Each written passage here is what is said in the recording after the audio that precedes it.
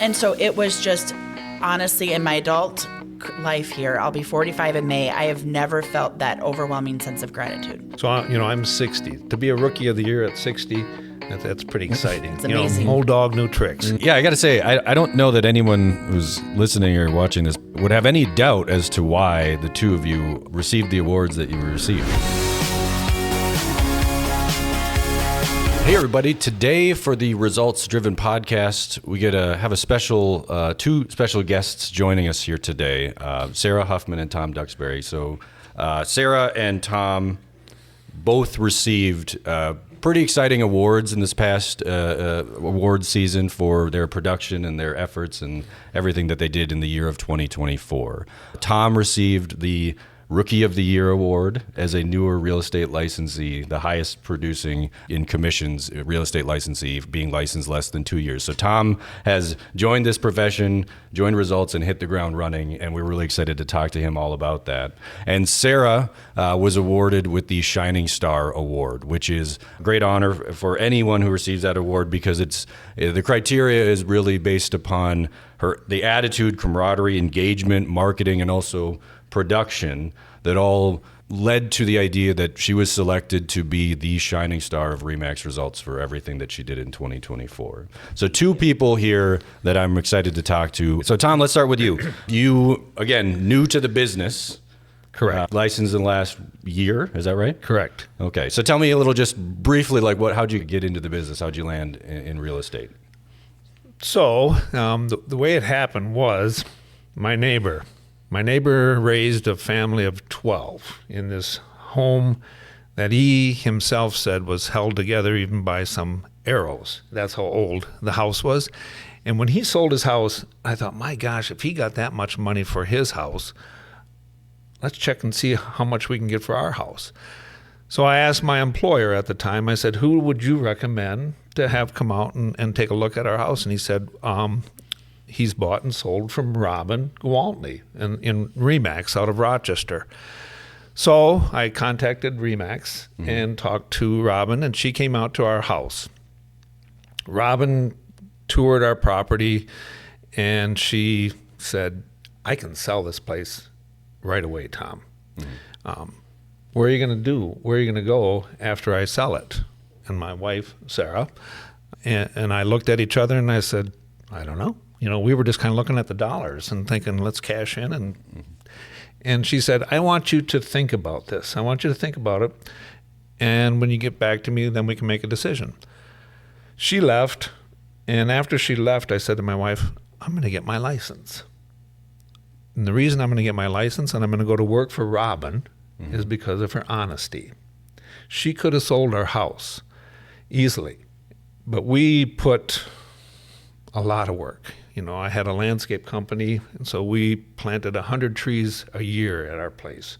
We have 100 acres that we would build trails to walk through with the dogs, and so literally it's like our own city park. And now that I'm in the industry, I know what she means. Yes, it'd be easy to sell that. So 6 months later, I called Robin back up, and I said to Robin, Robin, I got my license, and I'd like to come work for you.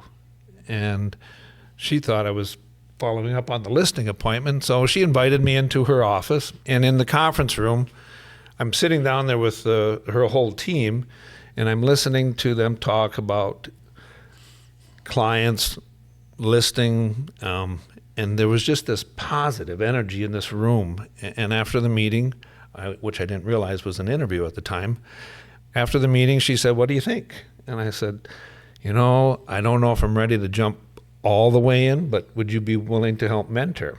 Sure enough, we signed up as an RSS, and she mentored. That's how I got started in the real estate. Tell me about your experience then in a mentorship capacity, how you kind of learned to crawl before you could walk and before you could run. What were some of the main takeaways that you had from that mentorship experience with Robin and her team? So everybody has a different style. Sure. And so what I did was I shadowed everybody from listing appointments to open houses. What I learned was this is an industry where you're selling trust. If you're in this industry for more than just building relationships. This isn't the industry for you. Remax is not a transaction type of company. Robin and Remax have instilled in us that it is about relationships and honesty. And so that is what has been my driving force behind, meaning that as long as you're honest and as long as you're looking at that as a family member or a friend, even though they may not be, that's how you want to treat them, with that kind of respect. Okay. And so I have to imagine, that as a new agent or a new person in this business, to then turn around in your first year and produce at the level that you did. Yep. You must be either demonstrating a lot of trust or otherwise being able to create and foster those relationships with people. So my first year I did 62 open houses. The other thing that I would do, not just follow the team, but Remax, the office in Rochester, I made a point to going to every agent in the building, introducing myself, getting to know them. So again, I'm a relationship kind of individual. Mm-hmm. Eventually, sometime, I'm going to be doing a transaction with them. And it's a lot easier to build that rapport up front. So as I did that, they would say, hey, we have a listing. Would you be interested in hosting an open house? So I did the open, like I said, 62 open houses. 25% of my business came from those open houses. 50% of my business came from my friends, my family, and acquaintances. And the remaining 25% of this first year was referrals from those two other groups. So Sarah, as a team leader, think about what Tom's doing as a member of a team. What are your initial thoughts? I love it because he's making contacts, he's making connections. And my nerdy side, you're activating everyone's reticular activator by, getting back in touch with the people that you already know. They already like you. They already trust you. Now they know what you do. And it's just an easy invitation for them to remember you when it comes to real estate. Thank you. Okay, hold on. What was that phrase again? Reticular activator. Reticular activator. That's today's word of the day. There you go. Okay. So Sarah, Shining Star of 2024. I know that was at the awards. I know that was a pretty emotional time for you. Yeah. I know that was a big surprise because the previous year's presenter, Joe Mueller, had presented and was sort of telling the story about you without telling you or anyone else who it was until the very end. I think it was like a reference to something like a Counting Crows concert where that's when it hit you that was you. Just tell us about that experience and just how it feels to be awarded with an award that's just basically just about excellence and just complete high character. Even just like sitting here today thinking about it, like I just remember I love awards. I love awards day and I love celebrating everyone's success, no matter, just to be in the room is a huge deal. And when the awards came around and, Joe was up there and he's talking about the Shining Star, I am literally in my head having a conversation with myself saying, wow, I need to be friends with this person. Like, who is this person? Not even like for 1 second thinking it was me. And even when he started to say she, because he kept it kind of gender neutral in the beginning. And then all of a sudden he switched to he said she. And I'm like, oh, I need to know who this individual is because I am looking for other strong, amazing women in my life. And then as he's going through and he said that last line about how you should see her trying to chase after an Uber after a Counting Crows concert, I just couldn't believe it. My entire body, tunnel vision, blacked out. And so I just remember I couldn't believe it. And when Will heard the Counting Crows concert, he turned to me and he was like, we were at the Counting Crows concert, because he didn't think it was me at that point.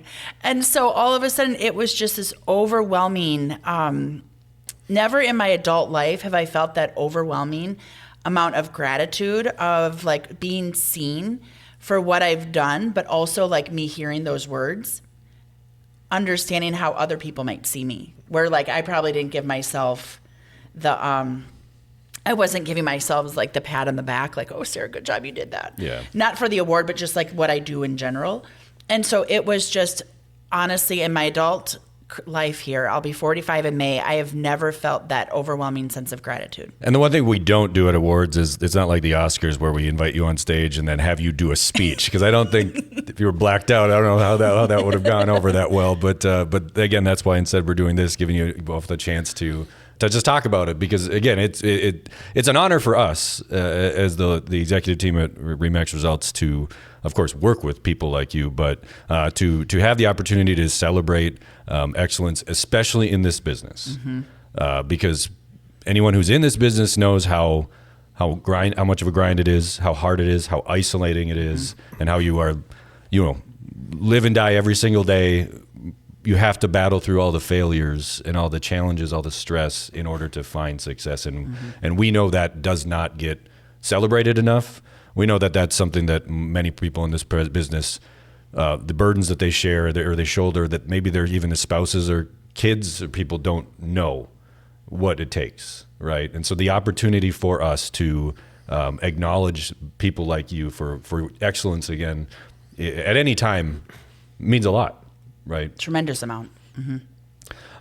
So, Tom, or maybe Tom, were there any, as a newer agent in this business? I mean, maybe you're too new to know they're any different, right, from previous markets or different challenges, right? Interest rates up and down, things of that nature, market availability. But any particular things that stood out in the year 2024 that either were obstacles for you or opportunities that you took advantage of? Being new and having the NAR settlement all happen in the same year was kind of to my advantage, because I wasn't having to learn everything a different way. The old way versus the new. Yeah, it was just the way. Yeah, this is the way it is. We're going to move forward, and so for me, I didn't have that hurdle to overcome of the old way versus the new way. Sarah, what about you? Anything you look back? Obviously, that was the changes that we implemented in our business and at this company were, major obstacles. But I also know, your team transitioned very simply in that regard. So I think the whole bit for me started actually not just in 2024, but in 2020. So 2019, 2020, we had an event that happened within our business that financially sunk us. And you can actually go back to previous podcasts that we shared that with Brenda. And so the reason I bring that experience up is it's one of those like bumps in the road. And you have to decide when you hit a bump or when you have to pivot that wasn't your choice, how you're going to respond, not react.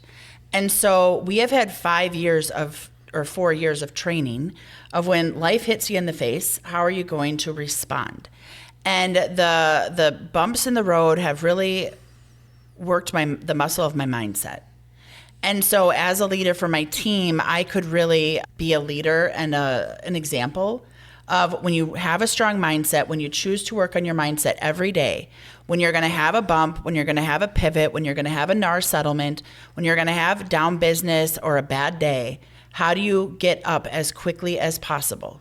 And I really believe that the reason that our team had such success in 2024, and we were a small team. There were 4 full-time agents. The reason we had such success in 2024 is that we have been practicing mindset every single day for the last 4 to 5 years as a team. And so when we got scared, when we got nervous, we shared our feelings and we found a solution and we moved forward quickly. We didn't dwell. Can you elaborate a little bit more on that? So are there any specific things mindset-wise that you do or skills that you've acquired to develop that you could share with everyone? Absolutely. So one of the things that I learned at Glover U, a coaching company that we were a part of, was how do you build your mindset medicine cabinet? And it may sound a little cheeky, like, okay, really, Sarah, we're talking about a medicine cabinet for your mindset? Okay, what Kool-Aid are you drinking?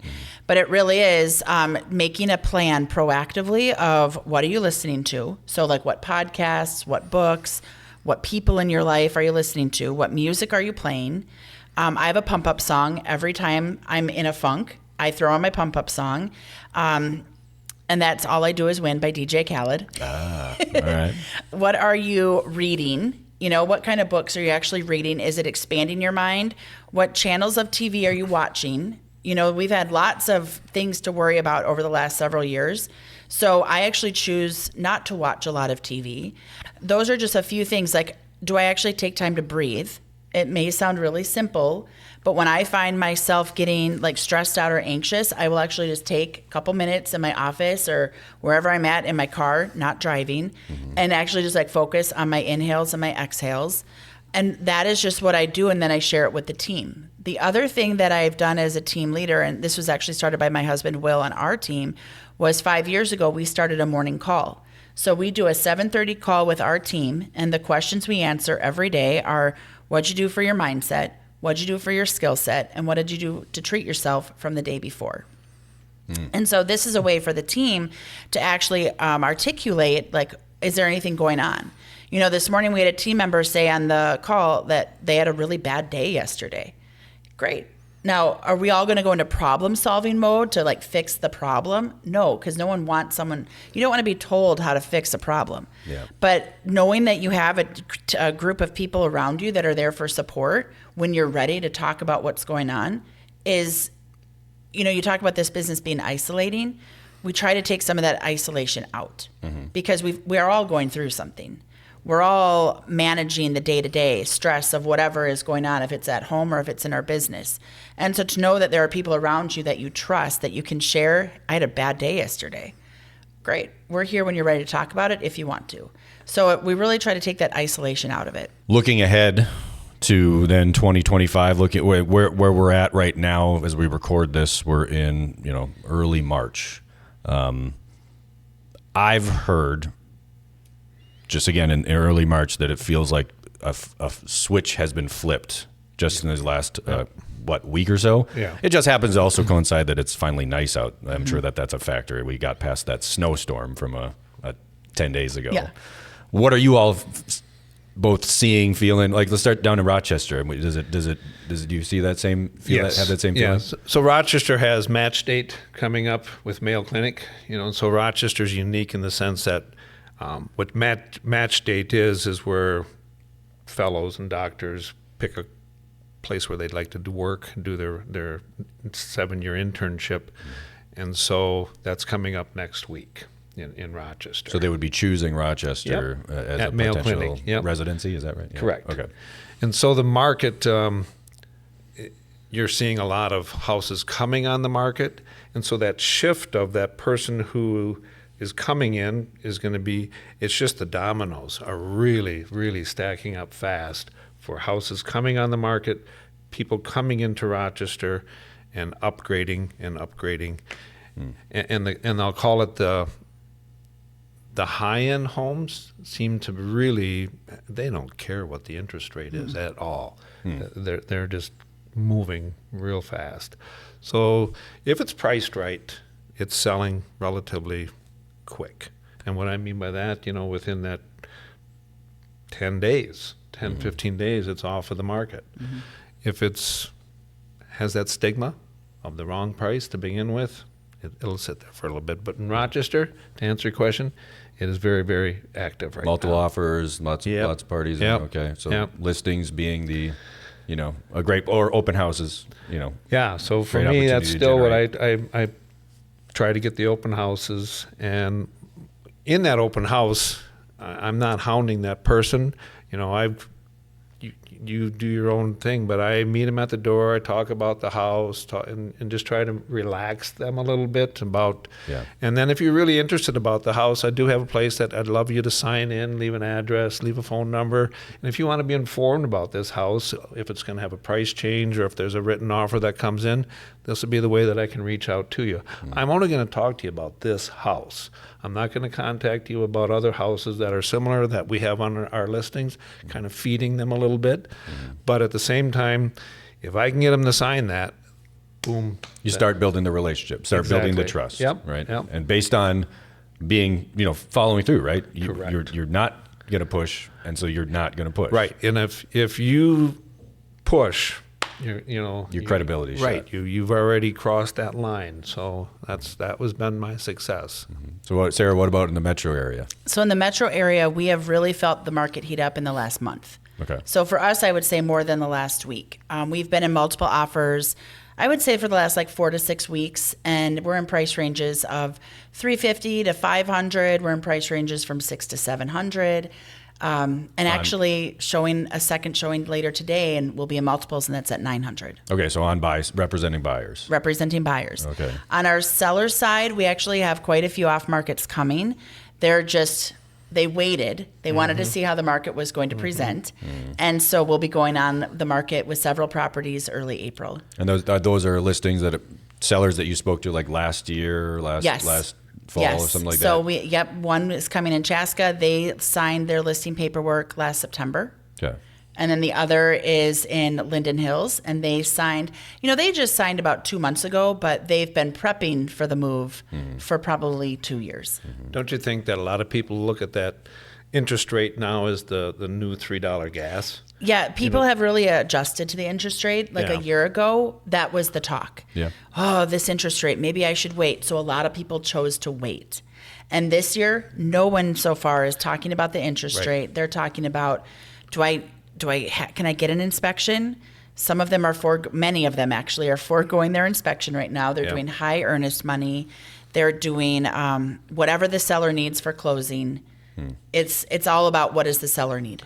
Yeah, I think they're getting to the point now that easy interest rate that I was able to get at isn't the house that I want to be in for the next 5 to 7 years versus that's the house I want to be in and move out. And it's interesting. We have a client today that's putting an offer in. They've been looking for the last year and a half, and they hesitated because of interest rates.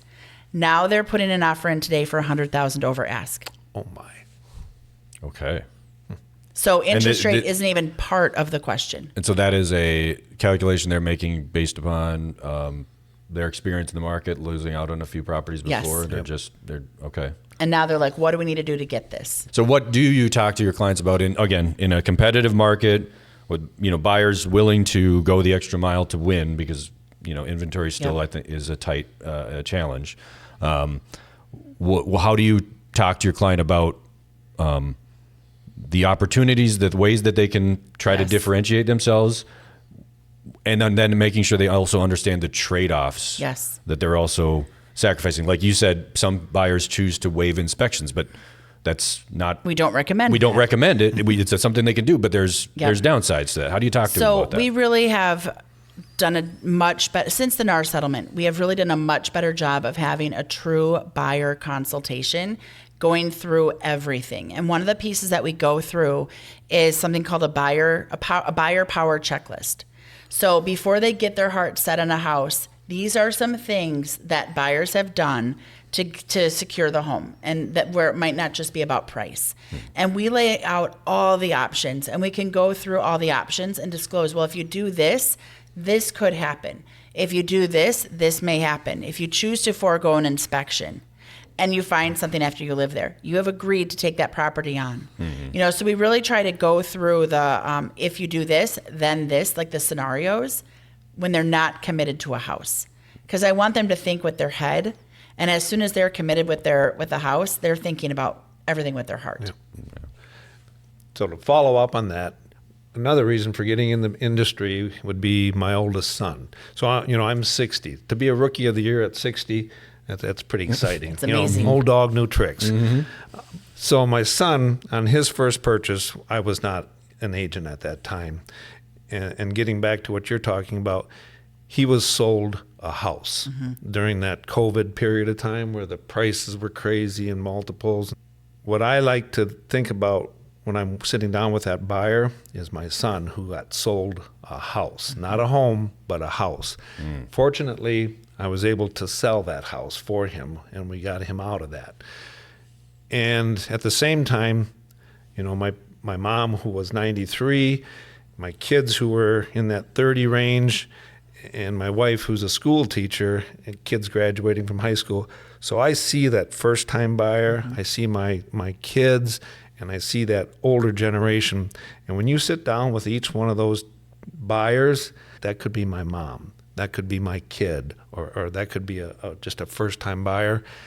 And realize what you're saying, too, is that when you buy this house, that's it. It's not like, oh, I don't like that car, I'm going to go get another one in a couple years.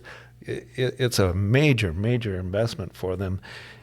And it can really shift your life. Oh, absolutely. You know, You know. because the hidden things that arise that happen, Yeah. just that happen. I love that you share about your son, because the reason I got into real estate was I was sold a condo in 2006. Yep. And I didn't have great representation. I didn't feel like I was given options or like shared what to do. Yep. And so it's like when I sit down with that person, right, that first time home buyer, that person who's moving up, or the elderly person that's transitioning, into their next phase. Yep. I want to make sure that they have someone that they trust, that they can work with, where it's not about the house, but I know what it felt like for 17 years to have bought the wrong condo, Yep. the wrong it wasn't an investment, but the wrong Yep. place. And I don't want to, if I can help it, I want to prevent that from happening to someone else. Absolutely. Yeah, it's again, back to that trust It's back to that trust. and the referral that comes from that. Yeah. It sounds almost like, again, you kind of mentioned just being sold a house, not a home, and that's I think we use the word sold because we are engaging in a transaction where the seller is conveying title to the buyer. So there is a sale happening there. Yep. But we don't sell, we serve. Yes. Or that, I think maybe what I would say is the two people that I'm sitting next to both have a philosophy that is your purpose, that is your professional obligation or standard, is serving, not just Selling. Yeah. yeah. Just selling on to the next person, onto the next transaction, Yes. seeing people as dollar signs, not Yeah. Right. Adopted members of your family, right? Exactly. So if you were going to give advice, myself being 60 years old, hopping into this industry. Sarah, how do you act as a 60-year-old? I don't think you. Okay, I'm just kidding. Keep going. So, when I made that transition from the comfort of a payroll working for someone, previously I had my own landscaping company for 22 years. I did snow removal for the city of Rochester and the county.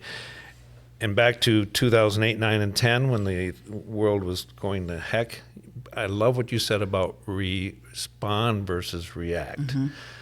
And so we got out of the landscaping, and then one of the people that I had a real good communication with, he said, "You're too young to retire. What are you going to do?" So then I went to work for this HVAC company.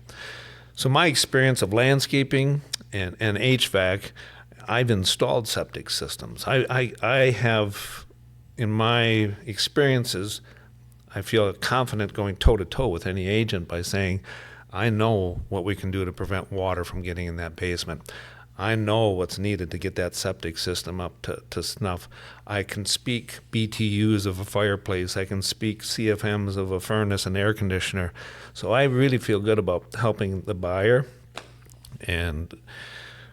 But boy, when you take that security blanket away and hop into an industry for every day you go to work without a paycheck, and for the people getting into this, you have to be prepared for several months not to have any income. And that's tough, and you have to have support at home to take that on if you're going to be a new agent into this industry. And I think as you are on a team and I am on a team, if I were to give any advice to somebody coming in, a team is critical, I believe, in this industry. To be trying to do all this solo at 60 years old and learning all the paperwork that needs to be done, where I hand it off to a transaction person. It's great that I know my strength is working with people, it's not doing the paperwork. I think the biggest thing where I saw my career switch for me was when I really started authentically acting and being myself, where I'm not doing things anymore that I think I should do. I know what the industry says are the tools and the tactics and the activities that I need to do every day. I really show up as myself every single day, authentically and genuine, of where are my strengths. So the people are my strengths. So to me, if I am going to be cold calling, I just dial it in saying, I'm calling to help that person. I take away the cold calling and that they're going to say no. Who can I help today is really the mentality that I start to think about. And then for my personality style, how do I stay in that authentic and genuine place? My personality style is also open houses. My personality style is social media. My personality style is getting people together in community and really showing up for other people in a genuine way so that when they do think of real estate, they think of me. And that isn't just with, people on my phone that I know, like my sphere, but it's also other agents. So it's other agents around the country. Like this week, an agent actually from Rochester sent me $1.4 million in referrals. And so that didn't happen. Wow. It happened because I actually care about this other agent. I care about the people that I interact with, whether it be in real estate or not. And then when people trust you, they're going to think I'm making the biggest financial decision that housing is that for many people. So who do they want to call? They want to call the person that they trust. And because I show up genuine in the work that I do, and I'm not perfect, and I share my imperfections with people, people really do relate and, once again, trust. So there's a common denominator, from someone who's been in this industry for a while, like yourself, and myself, who's just getting in it. We're repeating the words trust, honesty, being ourselves, so that's and having fun when you build your absolutely. business on these things: trust, honesty, community. Fun's going to be there. If the right people are around you, fun's going to be there, and you have to have fun. Because that's what attracts the people to you. Yeah. That's one of the differentiators as well for why people would choose to trust you with their most challenging, stressful potential situation that they're facing at that time in their life, a real estate transaction. It's a full circle business. It's everything, and we get every emotion. Absolutely.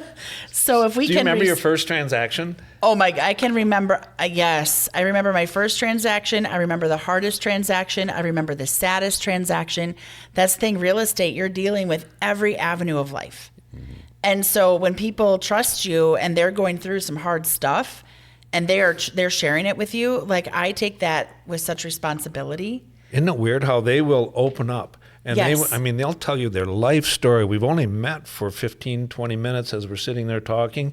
And yet when we're all done, you're like, whoa, wow. You back to respond versus react. Yeah. Yeah. There's a lot of stuff early going in my on. career, there was way more reacting. Yeah.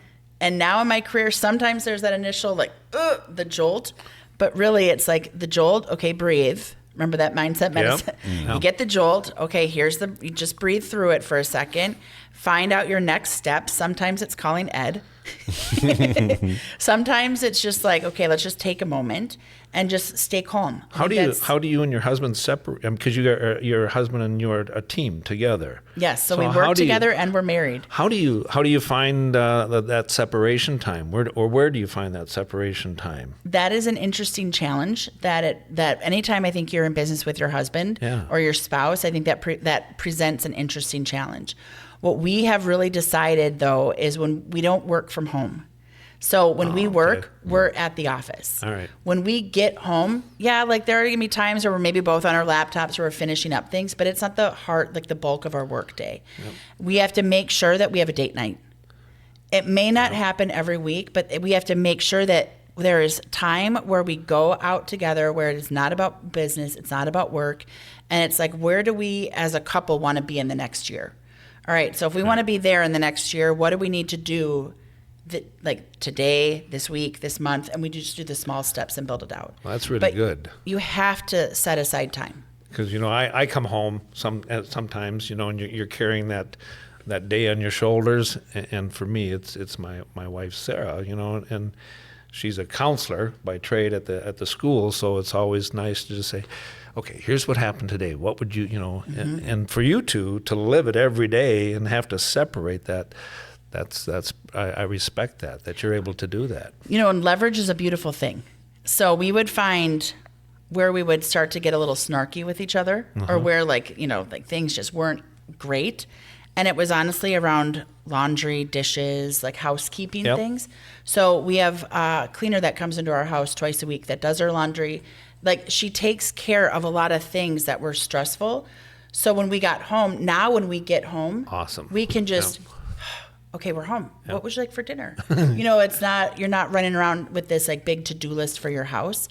Now we have gotten to that place, right? Like that didn't happen 8-9 years ago. Right. That didn't happen when we were going through, some rough patches. Right. But we know that if we have support at home for the things that were causing issues, if we can just like remove some of those, then it's not an issue. And Robin actually taught us that. She said, if it can be solved with money, it's not a problem. And it's like, well, all right, well, what are some of the problems that I'm experiencing? Okay, they can basically all be solved. So we solve them. Yeah, I got to say, I don't know that anyone who's listening or watching this would have any doubt as to why the two of you received the awards that you received. Again, the philosophies that you operate under, the mindsets that you have, the candor that you're willing to share, but honestly, just the way that you're demonstrating with your purpose and why you do this, it's very apparent to me, and I'm assuming everyone else too, why, Tom, you were the Rookie of the Year in starting this business with such a great momentum, and then why you, Sarah, were nominated to be the Shining Star, because this has just been a wonderful experience for me to see this and to witness exactly what has given you both the honor of having this title. So I want to thank you both for being here. I want to thank you both for being with Results, and of course, and congratulate the both of you. As we wrap up, I want to give each of you an opportunity to honor or acknowledge anyone, like your awards speech that we didn't have at awards. Is there anybody that you would like to now take a minute to acknowledge or to thank? Tom, I'll let you go first. I really want to thank the Gwaltney team for giving me the opportunity, and Robin and Scott for being our team leader, and just the rest of the group, and Remax. It's amazing, that I didn't even look at any other companies. I just picked Remax.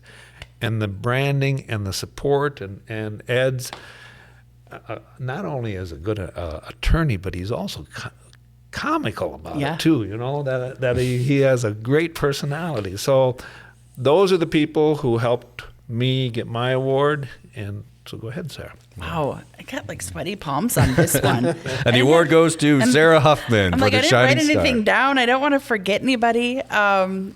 When we joined Remax, we'll hit 10 years in April.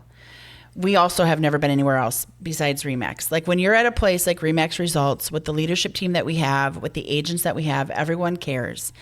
And if you feel like you haven't met people, go out and meet them, because the more you can meet the agents that you're surrounded with, they will help and they will share. You have to be the one to potentially initiate it. So number one, Remax Results, we couldn't be where we are today without it. I want to say Will, because he started real estate 10 years ago. And there have been times in our careers over the last 10 years where, because he is fearless, we have stayed in. And there have been times where I might have been like tapping out, like, this isn't worth it, whatever. But because of his fearlessness, we've stayed in. And because we've stayed in the business, I've actually been able to grow and develop to who I am today. And without his fearlessness, I might not be in this chair as a shining star. Mm-hmm. The other piece, Robin and Scott Gwaltney, this whole podcast dedicated to Robin and Scott, right? But Robin and Scott are Will's aunt and uncle, and having them as mentors to us has been huge over the last year, his life, the last 10 years here. But the other thing that I really felt a lot of gratitude for, especially with this award, was for our past and current agents that are on our team. Because when I look back to how I was as a leader 7 years ago, 8 years ago, when we were like baby realtors starting a team, where I've screwed up along the way, people have left the team, people are on the team, there's a lot of emotion that can fly, but the agents that have left the team in whatever manner they did leave have taught me so much about leadership and myself. And so because I was able to over the years take time and reflect and respond, some people I might not speak to anymore, but I actually have a lot of gratitude for having the experience that I've had with past agents. And the current team that we have, the support, the way we've all grown as humans, I can't thank the people on our team enough to have helped me get to this place. And I think there's like a song too. I also want to thank, this is going to sound weird, but I want to thank myself. And that's kind of like, what? You want to thank yourself? Because my past self of 3, 5, 7, 10 years ago has grown so much to get here. And so it's like, I'm just so grateful that I kept going. And I have the right people around me and the fearless husband and the right company and amazing parents. And, I don't want to forget my other, the family and my dogs and all the things, but it's like, I've just kept going on when it would have been easier to quit. And this award just gave me time to pause and be proud of myself. Congratulations. Which you very much should be. So, Tom and Sarah, thank you so much for being on the pod.